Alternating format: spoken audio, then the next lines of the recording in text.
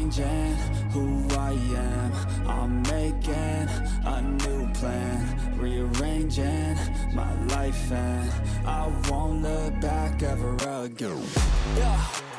You ain't see me activated. You better hope that you never see me agitated. I think about my actions, plan them out, evaluated. That's how I end up on the top, man, I'm calculated. My mind's a weapon, my body is the engine. I'm never second guessing, I just do what I was destined. Cause I feel I got the blessing, persistence and obsession. That's how you keep hallo und herzlich willkommen im MoMaCamp-Kanal. Wir befinden uns bei Soma Caravaning und wir wollten eigentlich schon gerade abreisen, weil wir gedacht haben, das reicht für heute.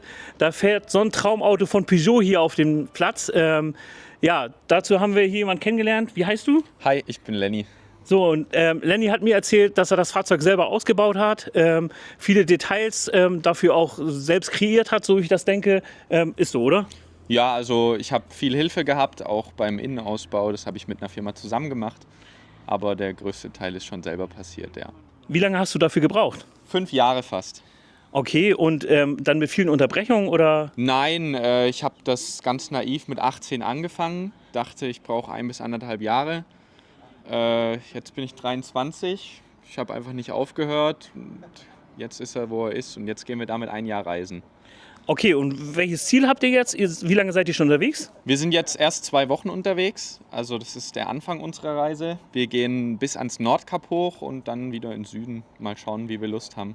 Okay, dann lass uns das Fahrzeug mal angucken. Ich stelle dir ein paar Fragen und ich denke mal dann, wie komme ich ins Fahrzeug? Wie muss ich mir das vorstellen? Normale Türen oder? Also es sind normale Schiebetüren. Das Coole an den Schiebetüren ist, dass man offen fahren darf. Also wirklich echt jetzt? Das ja, man darf mit offenen Schiebetüren fahren. Da muss ich hier nur den Riegel reinmachen, dass die Tür nicht wieder zuknallt.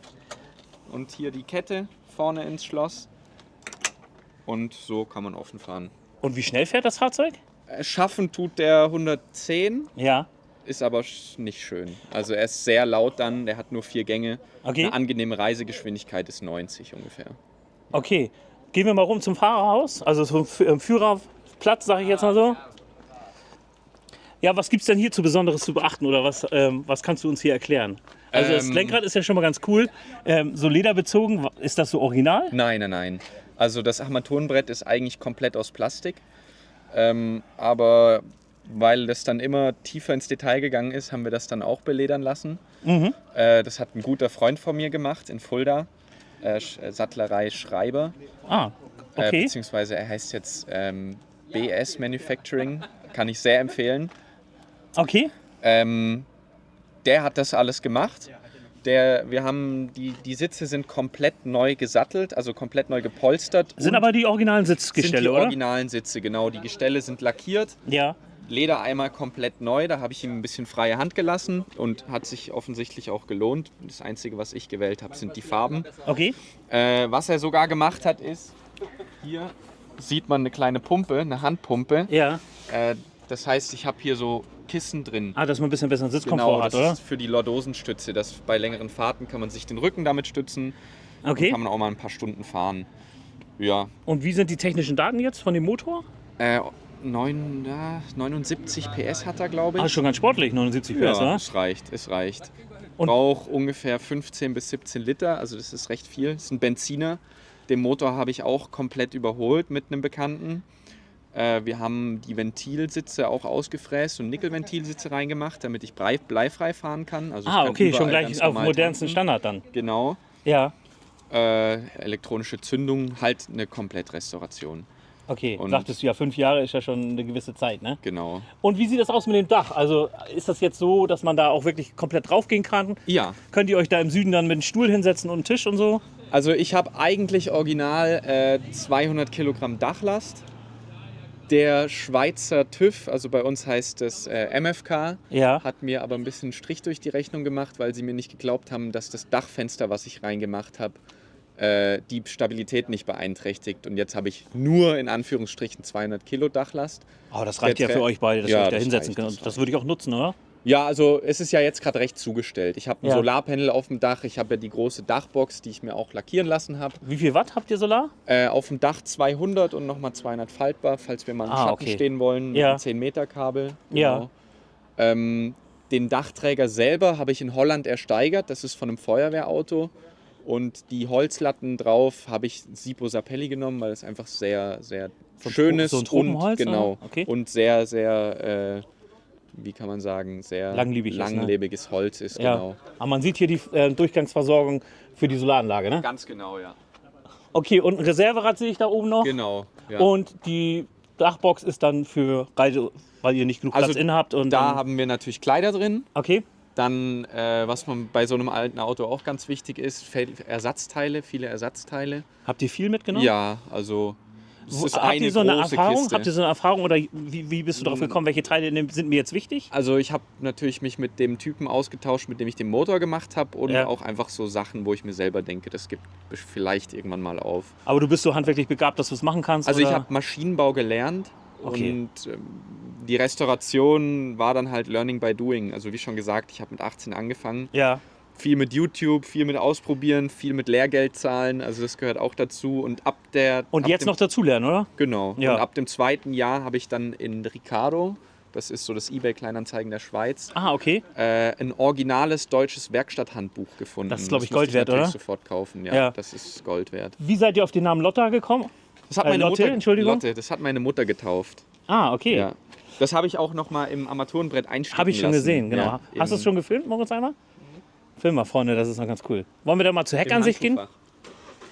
Gehen wir mal nach hinten.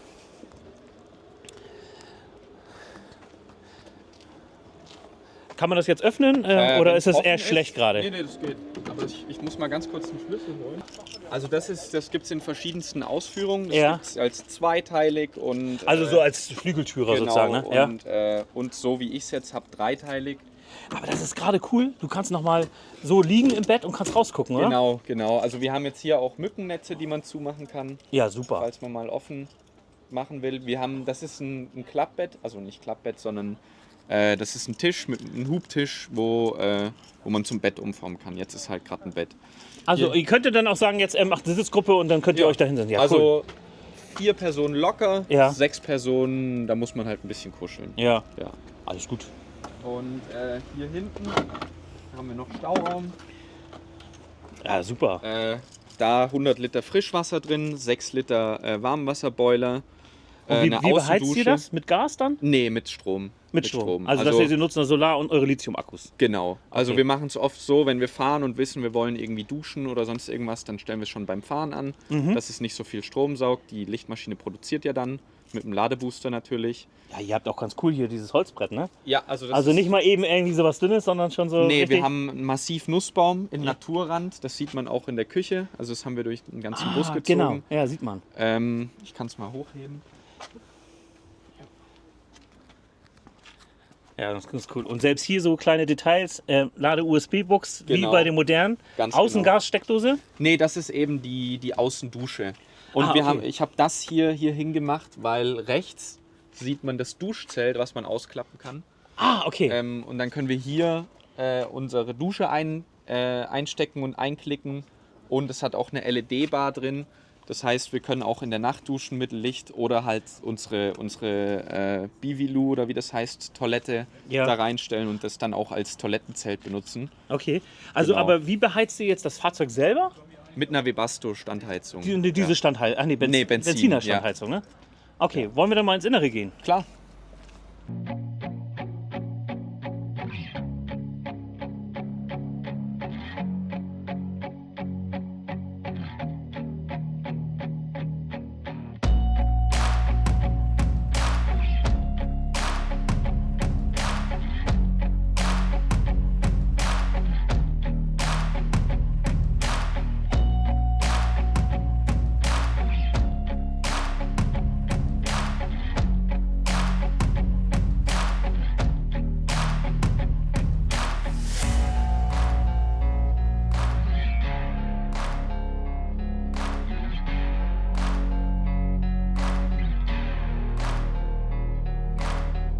Ja, jetzt wollen wir uns das Fahrzeug mal von innen gucken. Lenny, du hattest gesagt, er verbraucht 15, 16 Liter? 15 bis 17 Liter, je nachdem, wie stark man auf dem Gas steht. Also ich habe einen 50 Liter Tank, ich schaffe ungefähr 300 Kilometer damit und 40 Liter nochmal auf dem Dach. Das sind dann die beiden Kanister, die wir hier oben auf dem Dachträger gesehen haben. Genau, ja. Okay, zum Nordkap, dann habt ihr ja wie kalkuliert ihr das? Habt ihr das vorher geplant? Auch mit eingeplant, so den Verbrauch, ja. Also wir konnten den Verbrauch ja erst vor ein paar Wochen rausfinden, als wir ihn erstes Mal benutzt haben. Aber wir haben jetzt halt, also ich habe 2 Jobs gearbeitet, Marie hat auch noch gearbeitet. Wir haben ein bisschen was zusammengespart, damit es reicht. Also. Und ich finde ja, ein Jahr unterwegs sein ist ja auch schon ein Traum, oder? Das kann man ja auch wahrscheinlich im Leben nicht vergessen, ha? Ja, ich glaube, da werden wir lange noch dran Freude haben. Ja. Kommen wir nochmal zum Inneren. Sag mal, was ist das für Holz? Das hier ist Nussbaum, Massivholz, das mit Naturrand, das wollte ich unbedingt haben, weil das passt, finde ich, irgendwie zu dem Stil. Wir haben auch die Ledergriffe extra darauf angepasst. 2 Flammen Gasherd, Spüle. Auch dies hier ist ja ganz cool so, ne? Wirklich so mit Einarmmischer, dass man auch ziehen kann und abwaschen kann. Ja, genau. Ja. Dann hier von Silvi diese magnetischen Gläser. Ja, eins ist uns leider schon kaputt gegangen, also die sind sehr, sehr anfällig, ne?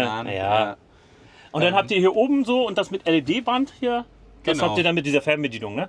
Ja, also wir haben hier den Schalter und dann kann man es halt mit der Fernbedienung auch noch Farbe ändern und was man da halt alles machen kann. Okay. Ja, dann, was kann ich noch sagen? Komplette Küche, Overhead-Locker hier überall. Das ist unser Kleiderschrank. Hier unten haben wir einen Kühlschrank. Das ist so wirklich ein ganz modernes Gerät, beidseitig öffnbar mit Eisfach. Ne? Ja, ich wollte unbedingt den genau aus dem Grund, weil man ihn auf beide Seiten öffnen kann. Ja. Weil wenn man mal außen kocht mit dem Außenherd und Grill, den wir noch haben, oder mal ein Bierchen will, dann kann man den auch so aufmachen. Sonst muss man sich immer irgendwie verrenken. Ja. Ja, hier haben wir noch Stauraum, noch Schuhhalter. Da oben ist noch unser Panel drin und noch mehr Zeug.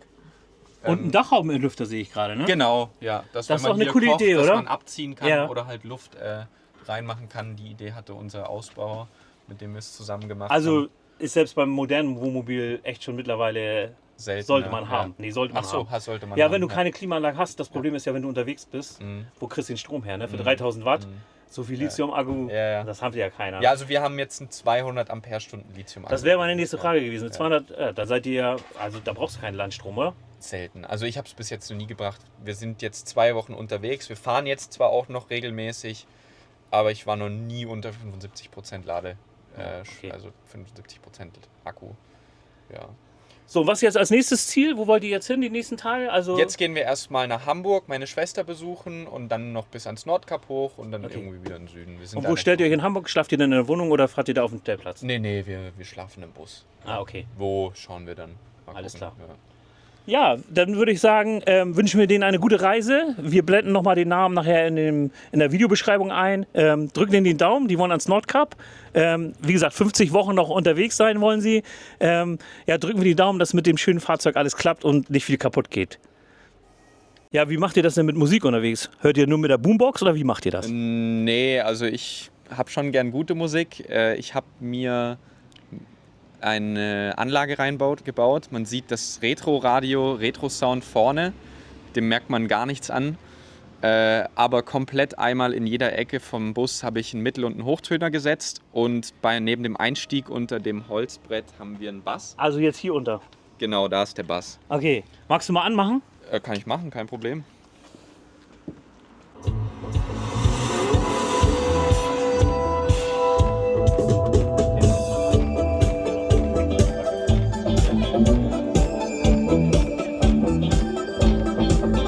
Ja, wir wollen jetzt noch mal einen kleinen Soundcheck machen, weil wir gehört haben, die Sidepipes machen ordentlich Alarm. Seid mal gespannt.